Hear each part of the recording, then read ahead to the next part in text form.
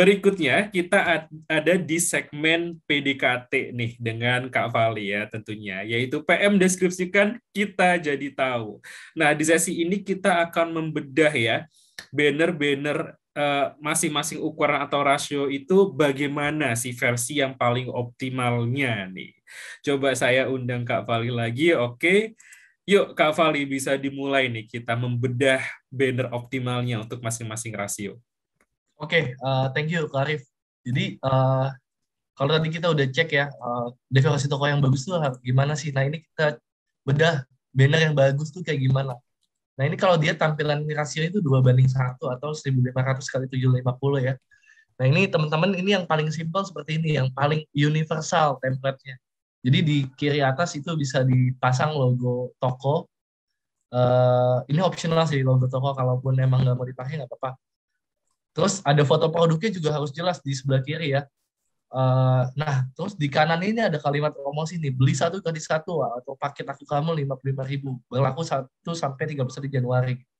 Teksnya terbaca jelas.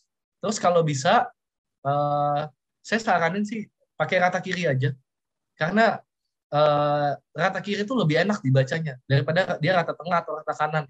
Karena kan kalau dia rata kiri, misalkan orang yang ngebaca dari atas ke bawah kan. Nah, dia udah tahu nih, pas dia udah sampai kanan, dia harus ke bawahnya tuh di titik mana. Jadi lebih enak gitu kalau misalkan kita pakai rata kiri. Kemudian layoutnya itu jangan dikasih agak sedikit dikasih safe space, nggak terlalu full banget jadinya.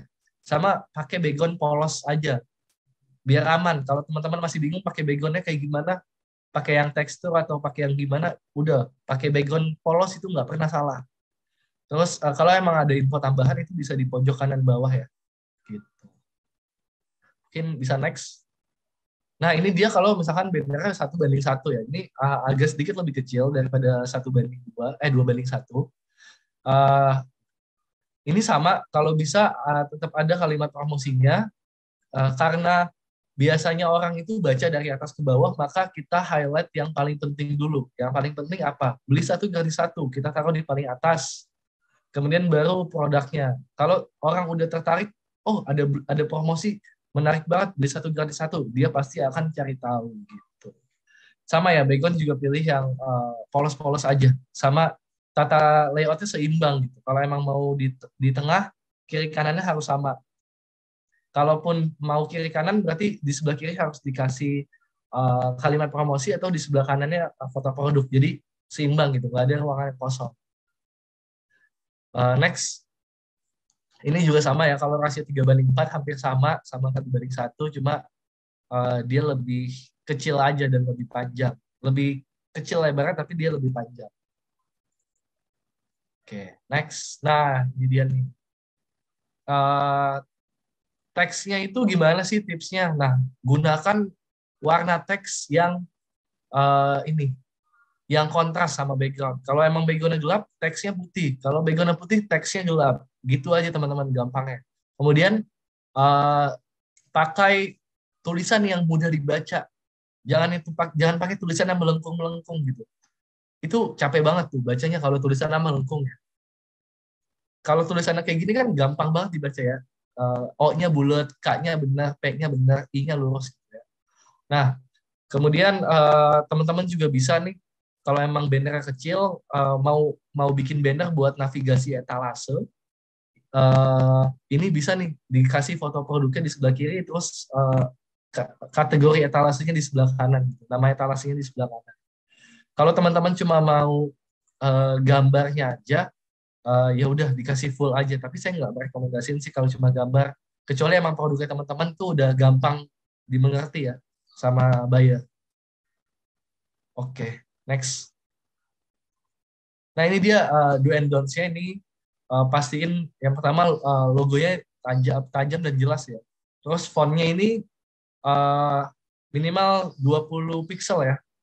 Ini 20 pt nih gitu. Nah, kalau teman-teman bingung nentuin font itu gimana, saya waktu itu pernah ngobrol sama teman saya yang desainer. Nah, kadang kan teman-teman kalau di Microsoft Word atau lagi di laptop atau di komputer gitu ya, itu kan ada size font ya, ada 11, 12, 14, 18. 24, 32, pokoknya gitulah ya. Nah itu ikutin aja teman-teman size font yang udah ada di situ, karena katanya itu golden ratio. Kalau di bahasa desain itu rasio yang paling apa ya, optimal lah. Jadi kalau teman-teman bingung, pakai ukuran-ukuran yang ada di situ aja. Kemudian pilih background yang uh, rapi dan bersih ya. Kemudian upload gambar maksimal 2 mega, jangan gede-gede, terus logo terlalu kecil jangan, don'ts ini kebalikan aja dari this. Next.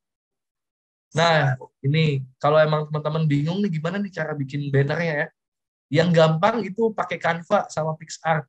Di situ udah ada template-nya. Jadi teman-teman nanti tinggal cek aja template-nya apa, yang sesuai sama yang teman-teman mau gimana, nanti tinggal upload foto produknya dan juga tinggal diedit kalimatnya. Kalau emang udah lumayan bisa nih ngedit-ngedit, bisa pakai Photoshop atau Illustrator. Oke, nah setelah halaman tokonya sudah optimal, sudah menarik, sudah kenal dengan target audiens calon pembeli kita seperti apa, sehingga kita mempersiapkannya juga tepat sasaran gitu ya. Tentunya kita nggak boleh ketinggalan untuk mempersiapkan layanan terbaik untuk pembelinya. Oke, ada 4 kunci sukses ya teman-teman ya untuk memaksimalkan pelayanan toko. Yang pertama tentunya kita perlu memberikan kembali harga produk yang bersaing. Belum tentu harga yang paling murah dari pasar ya, tapi harga yang memang sesuai dengan kualitas yang kita tawarkan gitu ya, dan tentunya sesuai dengan calon pembeli yang kita sasar gitu. Lalu yang kedua, teman-teman seller juga jika ingin menambahkan admin toko untuk mendukung operasional ya, seperti kita ketahui nanti menjelang Ramadan dan saat Ramadan juga akan lebih ramai gitu ya. Jangan lupa untuk pilih admin toko yang tepat. Nanti kita bahas sekilas gitu ya, tips dan triknya mempersiapkan admin toko yang tepat dan baik dan benar seperti apa. Lalu yang ketiga, jangan lupa meriahkan jualan teman-teman seller dengan kemasan eksklusif Tokopedia. Ada yang spesial karena ada edisi spesial Ramadannya nih nanti. Lalu yang terakhir, jangan lupa untuk mengembangkan bisnis lebih jauh lagi dengan modal toko gitu. Jadi nanti kalau misalnya ada perilisan produk baru atau ingin menambahkan budget marketing, promosi, itu bisa menggunakan modal toko ya, memanfaatkan modal toko ya teman-teman seller. Oke, fitur rekomendasi harga itu sangat mudah sekali cara mengakses dan menggunakannya. Tinggal buka halaman Tokopedia Seller aja, lalu melalui desktop ya, lalu klik daftar produk. Kemudian pada bagian harga nanti akan muncul rekomendasi harga ya yang sudah Tokopedia siapkan. Dan nanti teman-teman seller bisa analisis dulu, bisa mempertimbangkan dulu. Kalau misalnya sudah oke, bisa klik terapkan. Oke, lalu berikutnya nih ya, mengenai admin toko ya, teman-teman seller ya. Terutama menjelang Ramadan ini, kita tahu nanti trafficnya akan lebih ramai gitu ya, daripada hari-hari biasa. Kita perlu nih menyiapkan admin toko yang tepat dan terbaik untuk mendukung operasional kita. Jangan lupa yang pertama menyesuaikan kriteria dengan peran yang ingin kita berikan ke admin toko tersebut. Lalu jangan lupa untuk menguji keterampilannya. Kita harus pastikan ya bahwa mereka punya skill set atau punya kemampuan yang sesuai untuk mendukung operasional atau peran yang kita ingin berikan kepada mereka gitu. Lalu yang ketiga, jangan lupa untuk berikan pelatihan dasar mengoperasikan toko gitu. Operasional flow atau alur operasional teman-teman saya seperti apa, lalu di Tokopedia biasanya seperti apa gitu. Itu jangan lupa untuk di transfer gitu pengetahuannya ke si admin toko ini. Lalu jangan lupa untuk memberikan informasi lengkap tentang produk ya agar adminnya juga familiar gitu ya dan bisa menjawab misalnya pertanyaan dari calon pembeli gitu. Lalu kalau memang memungkinkan untuk berkolaborasi dengan admin lain, kita kasih medianya juga gitu agar cepat belajar dan bisa sharing gitu ya pengetahuan dan skill juga antar admin dan juga bisa mempermudah pekerjaan juga gitu harapannya. Lalu jangan lupa ini juga penting tentukan kontrak kerja yang sama-sama disetujui kedua belah pihak dan jelas gitu ya. Oke, berikutnya teman-teman seller, tentunya ya kita nggak boleh ketinggalan untuk meriahkan jualan nanti di momen Ramadan dengan kemasan eksklusif dari Tokopedia. Ada kemasan-kemasan eksklusif spesial Ramadan nih dari seller kit item Tokopedia Merchandise. Teman-teman seller bisa langsung akses di Tokopedia, langsung klik aja Tokopedia Merchandise. Nanti di situ teman-teman seller bisa pilih nih seller kit item untuk menunjang jualan di momen Ramadan ya, terutama berkaitan dengan kemasan gitu. Nah, kenapa sih harus menggunakan seller kit item dari Tokopedia Merchandise? Tentunya yang pertama Tokopedia branded, terus yang kedua banyak pilihannya, dan yang ketiga selalu ready stock.